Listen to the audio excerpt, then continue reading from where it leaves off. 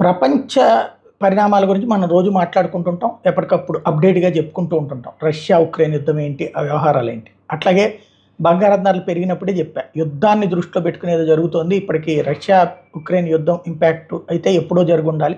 2 ఏళ్ల నుండి నడుస్తుంది. అప్పుడు పెరిగినియి. మళ్ళీ ఇప్పుడు పెరుగుతున్నాయంటే ఇజ్రాయెల్, ఇరాన్ వార్ ఏదో సీరియస్ అయ్యేటట్టుందని. అందుకు అనుగుణంగానే జరిగింది. గత వారం 10 రోజుల నుంచి బంగారం రేట్లు ఎట్లా పెరిగిపోయినాయి?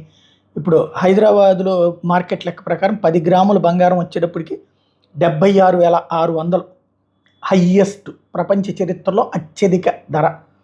అలాగే కిలో వెండి రూ. 83,700. అంటే దీన్ని బట్టి ఏమర్థమవుతుంది? బంగారపు వ్యాపారులకి ముందే తెలుసు ఏం జరుగుతుంది యుద్ధం అన్నటువంటిది. అందుకోసమే వాళ్ళు ఇలా స్పందించారు అన్నటువంటి పాయింట్ అయితే అర్థమవుతుంది. మరి ఈ కాన్సెప్ట్ ఎట్లా ఉంటుంది రాబోయేటువంటి రోజుల్లో? అంటే ఈ ధరలు మరి యుద్ధం ఆగిపోతే తగ్గిస్తారా?